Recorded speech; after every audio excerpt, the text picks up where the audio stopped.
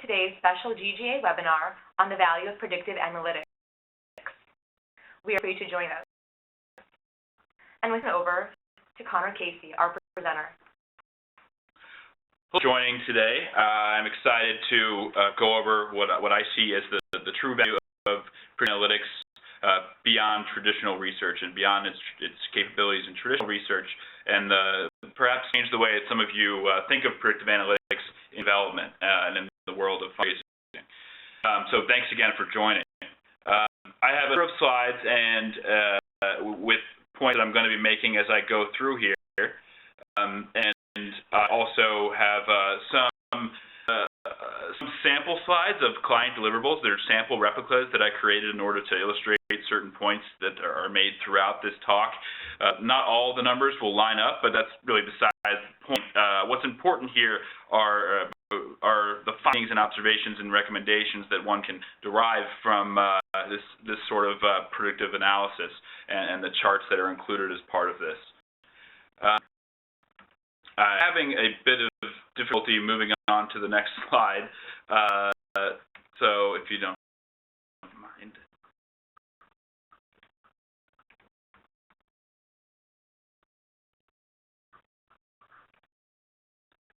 Okay, with the summary agenda of what we're going to discuss today, and the first thing is predictive analytics as I see it, which is sort of an introduction. And that's really, as I mentioned, much more than wealth ratings and likelihood scores alone. And then next, the capabilities beyond traditional research. I will dig a little deeper into what those capabilities beyond traditional research and project management are, and use some of these insights to support managed staffing decisions and the reallocation of resources and all of that. And then I'll get into how predictive analytics can be used in fundraising as sort of a diagnostic tool set to examine the health of your development program and assess campaign readiness and much more. And then the importance of knowing what you're getting and to distinguish between true predictive analytics as a statistical endeavor and a real analytical process, and on the other hand, some more watered down, push button, off the shelf type solutions that may pose as predictive analytics, but at least in my opinion, aren't quite analytics in the way that I see it. And then of course the ever important, not as exciting, but ever important topic of timing and budget. So deciding when the time is right, as well as how to budget accordingly.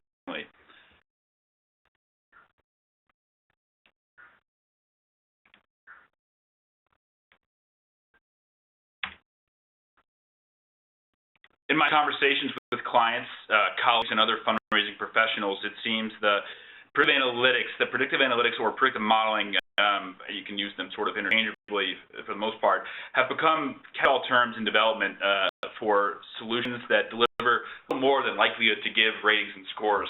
And I believe this has devalued the true nature and benefits of predictive analytics in many cases. As I sort of alluded to a moment ago, a true predictive analytics engagement should be a real statistical endeavor and a real analytical process. And I hope to reinforce the value of predictive analytics as I see it and position it as I think it was originally conceived, which is a process and service and an engagement that delivers far more than just likelihood to give ratings and scores. Predictive analytics can, in fact, deliver candid insights that extend far beyond traditional research. And I mentioned I will get into that a little bit more as we move through here.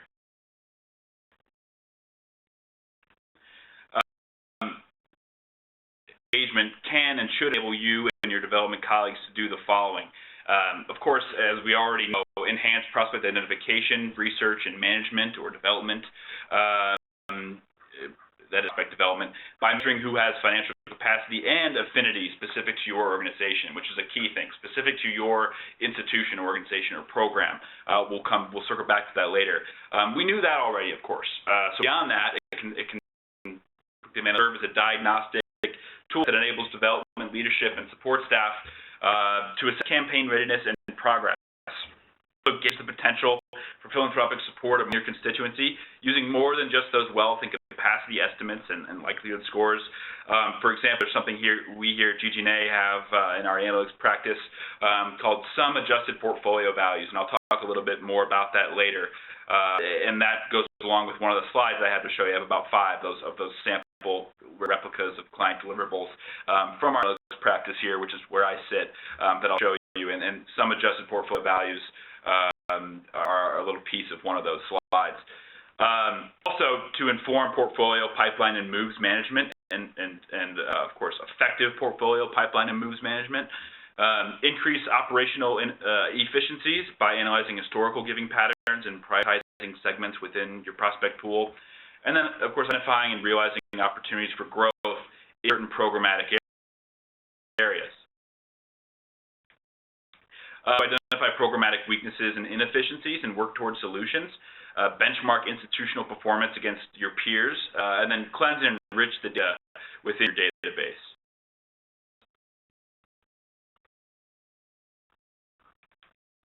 So, see as capabilities beyond traditional research.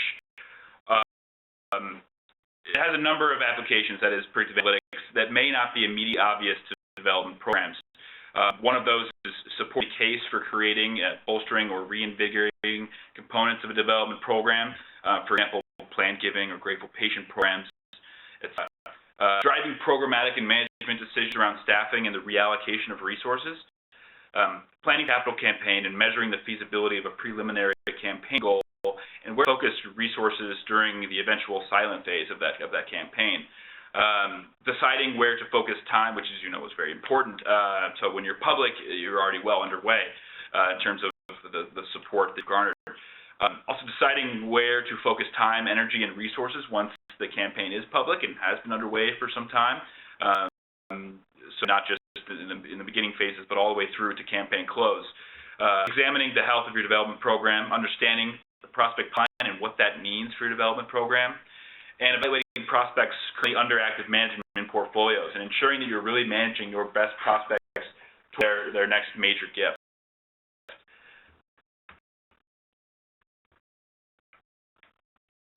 This ties along well with moving prospects into the appropriate stages and through the donor life cycle. And then improving upon weaknesses or operational or administrative inefficiencies as a natural byproduct of the process, which I had a client just recently where we delivered work very similar to this. It's an arts and culture client, and they had many different databases for various venues at which they put on and produce performances.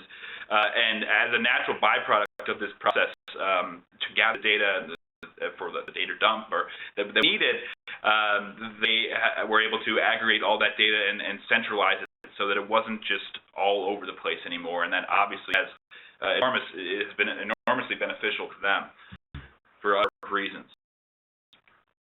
Diagnostic tool set, and again, I promise we're getting close to with some slides to illustrate some of these, and I'll be sure to tie it back to some of these pieces here. But as a diagnostic tool set, looking at predictive analytics in that light, it can do a lot in terms of examining the current health of your development program and projecting future performance. Identify patterns in historical giving behavior, which is where really a story develops, and you're able to then take that and use it toward a lot of, as the base of your findings, see how you compare to your peers, or hear how you compare to your peers, and decide what then you can do. When you understand the historical giving behavior, you can understand a lot just from that alone. I do have a slide on that, which I will share with you shortly. And I'll determine where the majority of philanthropic support comes from and what that means for your program moving forward. Compare institution to other similar institutions using factors like lifetime, cumulative total giving, and age. And of course, you can get much more complex than that, but that's a very simple way to do it, and that's one of the slides I'll show you as well that we produce here at GG+A in our analytic practice. Evaluate the sustainability of your major gifts pipeline and identify strong leadership level annual giving prospects in the process or in doing so. And use a simple formula that weighs capacity and affinity in order to determine the aggregate value of prospects and portfolios. Again, that's what we refer to as the sum-adjusted portfolio value. Get a picture of prospects in active stages, and in some cases, the need for additional staff and/or more effective moves management in order to move those prospects through the donor life cycle and have effective moves management in that sense. You got to know what you're getting, and so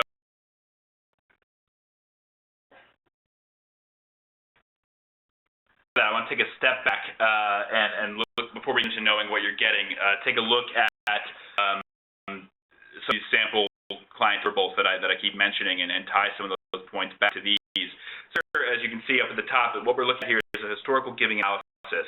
And in this particular example, you'll see these a number of columns here, and what's this not to get overwhelmed or confused with all these numbers and all this data here. I will try to break it down as simple as possible for all of you. Sorry, what we're seeing here, out of all these donor households, and these have all been householded in this case, 7 have a lifetime giving of more than $1 million in account. They account for 12% of all dollars raised. But what we're seeing here in this, you see there are 3 kind of breakouts here: this top one, the middle one, and the bottom one. When we look at the top, we see that almost 7% of the constituency makes up almost a quarter of the total giving. You can see 22% of all the total dollars raised. And so what that is underscoring is the effectiveness of a well-run media-based program. With only 7% of the constituency making up almost a quarter of all the dollars raised, we're talking about a really strong and fact here that major gifts is the most efficient way to do this in proper cultivation and targeted solicitation for major gifts fundraising and securing those big gifts. I'll go in a moment, but we look at the bottom. We're seeing that 91% of donor households in this case account for almost half of the total giving, so with 45%. And what that underscores is, although major gifts fundraising is the most efficient, there's strong need still for a lower level annual fund program, and achieves recurring gifts that are often, of course, unrestricted and don't have a strategic, targeted strategic application as many of these big gifts do. All of them. And so this is a strong base from which we're able to build, and then, of course, the major gifts come in and bolster the rest of the fundraising program and everything that's happening there.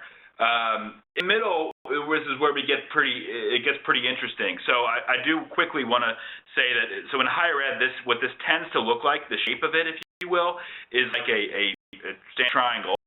Healthcare tends to be more top-heavy, and you have sort of an upside-down triangle.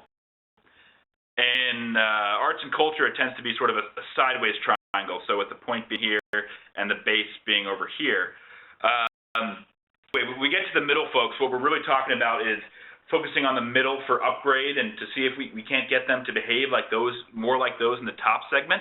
And of course, we're not going to get all of them to behave like that, and they're slightly limited in terms of the capacity relative to the top segment.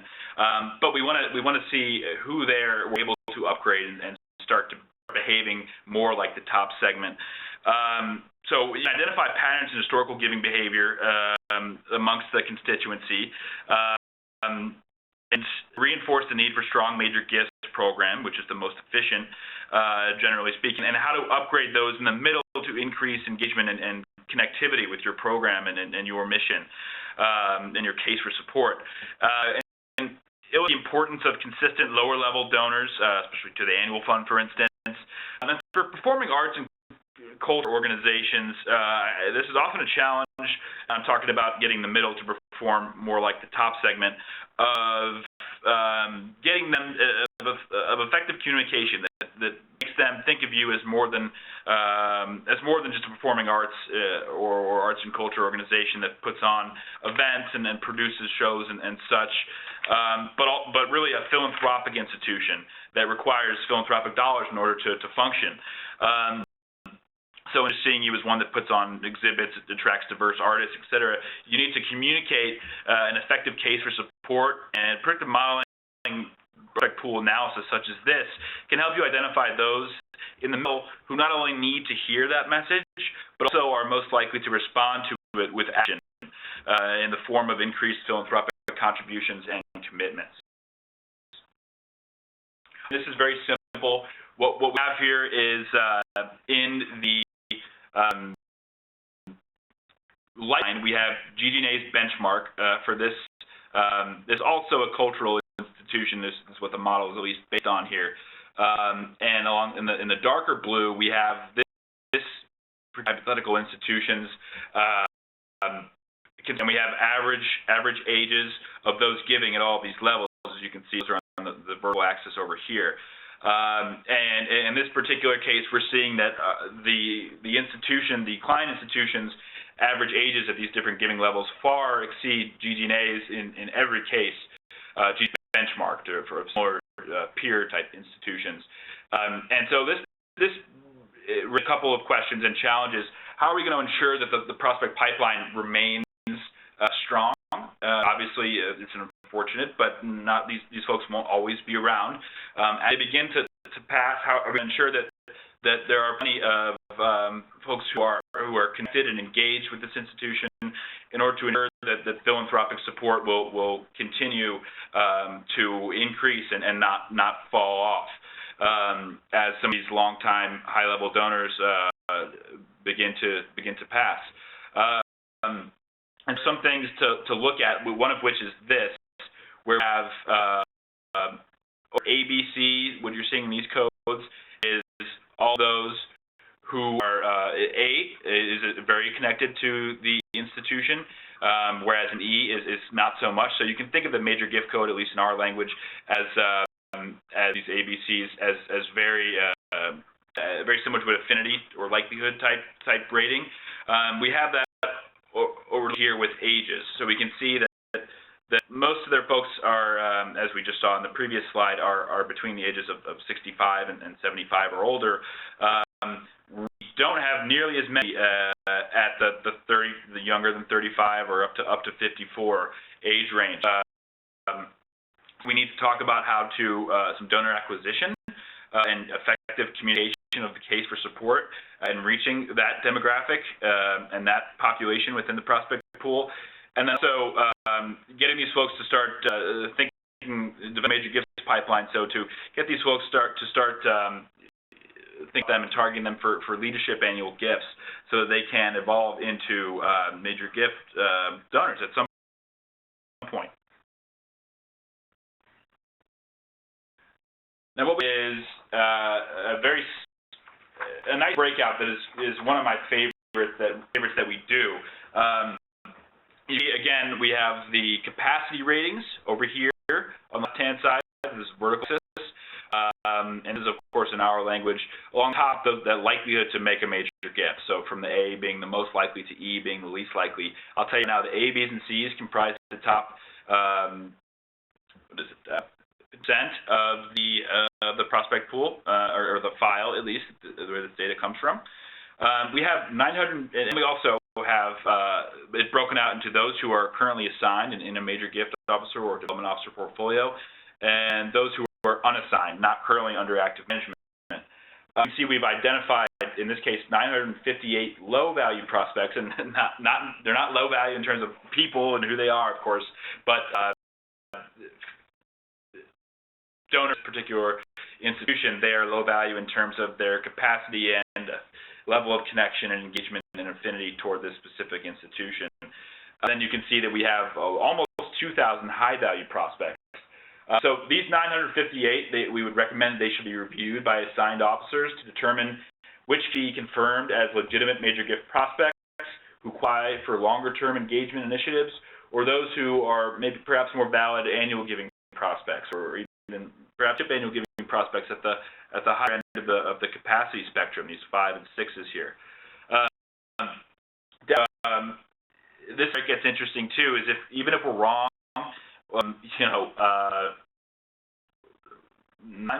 that still is a very significant pocket within which to work to be targeting and cultivating some of these prospects in hopes of securing a big gift down the road.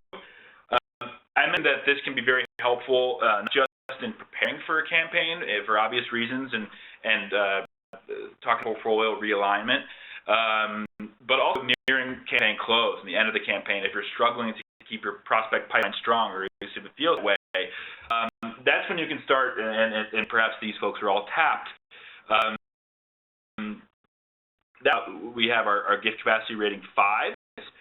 So these 3 right here who are also A, Bs, and Cs, and these Ds who are not bad prospects by the stretch of the imagination. They're not as good as the A, Bs, and Cs in terms of how connected they are, but certainly aren't bad. And so you start to think about the high capacity Ds as well.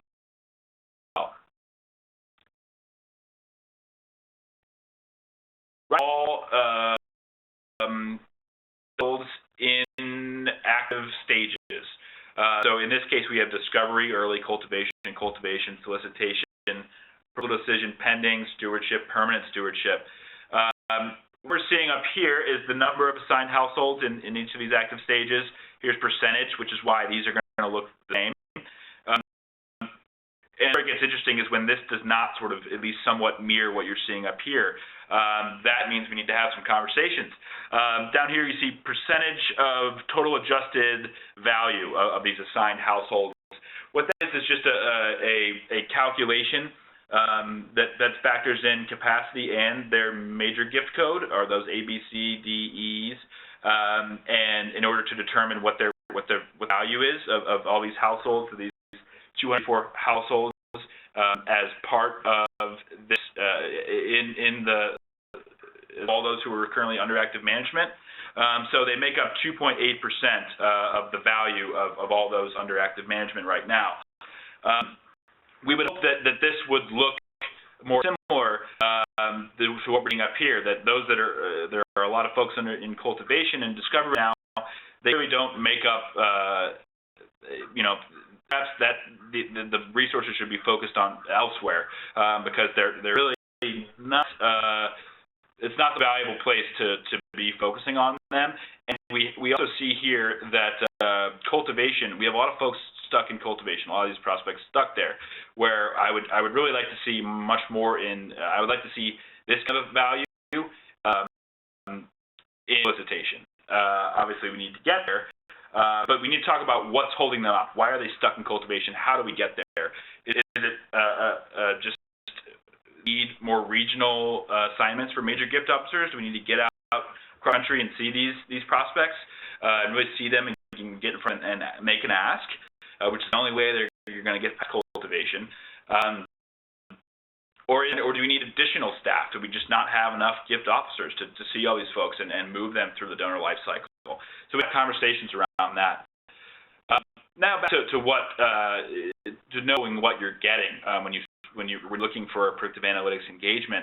I would encourage you to beware of these push button off the shelf type solutions that tend to cut corners.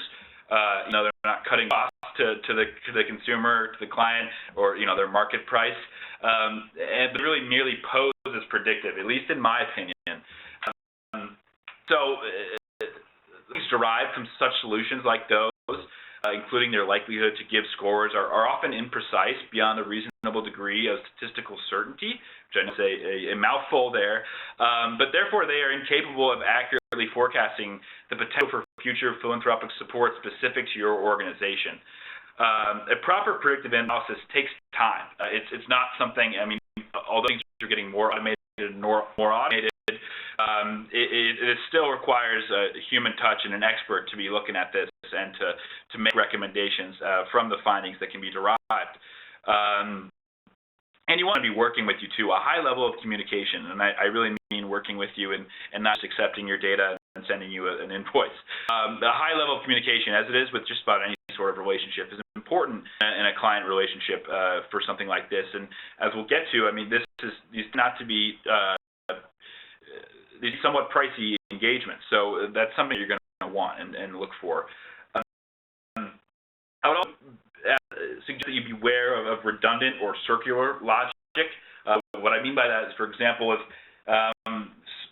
says that or some predictive model that says 75% of your donors are 65 years or older, and that means that all those prospects who are 65 years or older are your top prospects. But you didn't need to pay someone, a firm or a group, $20,000 to $60,000 in order or 50,000 even to tell you that. You could have figured that out on your own, and probably in a week, and that's being pretty liberal, probably less than a week. So there are those kind of redundant or circular models that have that kind of redundant logic. It should really be based on, first of all, it should be take into consideration capacity, which is our asset-driven assessment for the most part. Propensity, so which comes from demographic and socioeconomic data and from external market research sources. Affinity. I know propensity and affinity are often used interchangeably, and I don't necessarily think they should be. Propensity more there in my eyes is, are they philanthropically inclined, whereas affinity is more specific to your specific institution or development program. And the affinity, a lot of it will, of course, come from your own constituent data.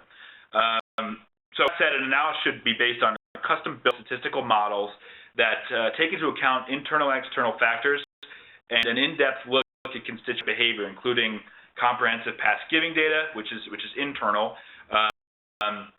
patterns like we looked at, internal, indicators of relationship and affiliation and engagement, internal, and then for the external data elements, it should be demographic data and socioeconomic data, or you can all think of that as lifestyle indicators. And oftentimes, as I just mentioned a moment ago, that's where the propensity piece will come from.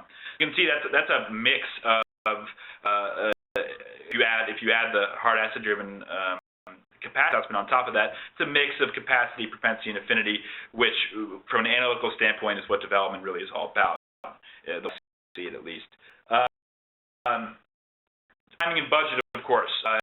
Like I just mentioned, large-scale predictive analytics engagements tend to be somewhat pricey, and that's because nice things usually are. And that's why I do warn you to beware of some of those push-button, off-the-shelf, really watered-down all the predictive solutions, and make sure you know exactly what you're getting.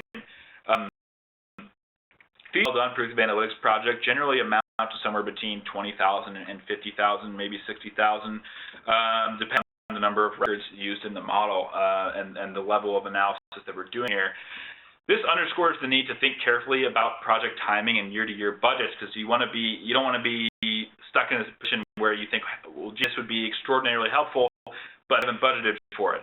So as always, timing is key, and I think you should ask yourself some of these basic questions. How well do I know the constituency, and how well does leadership, and how well do frontline fundraisers know the constituency?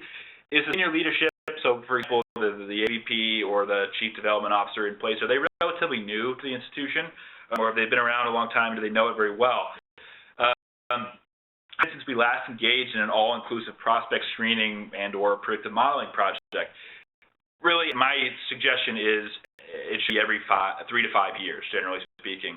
Obviously, sometimes you have things standing in the way of it, but when I talk about high-performing development programs, and you can do this in a number of ways. Of course, it's relative to your peers, but they're doing it 3 to 5 years, every 3 to 5 years, especially when they're around campaign, whether that's leading up to it in the silent phase, in the middle of campaign, or nearing campaign close.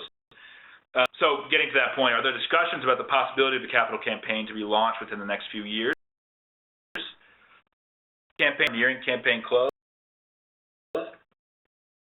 Earlier on, does it feel we're really struggling to keep the prospect pipeline strong? For more of our managed prospects currently stuck in discovery or cultivation, as they were in that one example. It's important to be prepared to engage in a predictive analytics project when the time is right, for obvious reasons, which means, you, like I said, you must have room available in the budget. Remember that reliable modeling scores based on a truly thorough in-depth analysis of your prospect pool will be static. They're not dynamic. Therefore, they will become stale eventually, and they will require upgrades in future years. High programs, and I'm thinking in this context, I'm talking about higher ed institutions in particular. So high-performing advancement programs, they typically engage again in predictive analytics every 3 to 5 years, especially in or around campaign. So that's mostly what I wanted to talk with you all about, is to really reinforce the capabilities that maybe aren't immediately so obvious but the predictive analytics can help you achieve and things that can help you do, the capabilities beyond traditional research. And then reinforce the predictive analytics and its importance in fundraising as I see it, and help you be able to be knowledgeable about when the decision comes, and first of all to know when the time's right, but also once you begin looking to who would you like, whether it's GG+A or one of the other great companies out there or firms out there that provide these kind of solutions, making sure you choose one that's a good fit for you and that you'll get the most out of. These aren't small decisions to make, of course.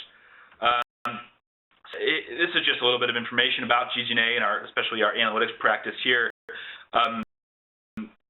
I would be happy to speak with any of you if you have any questions or would like to hear my opinion on things or follow-up questions, of course, to any of anything we covered during this talk. I would love to hear from you by phone or email. So thank you for your time and participation. I really am glad to have this opportunity to speak to you. So again, feel free to contact me. My information is right here, Connor Casey in analytics here at GG+A. My number and my email address. I would love to hear from any of you. Thank you very much, and we hope to see you in one of the next GG+A webinars or webcast series.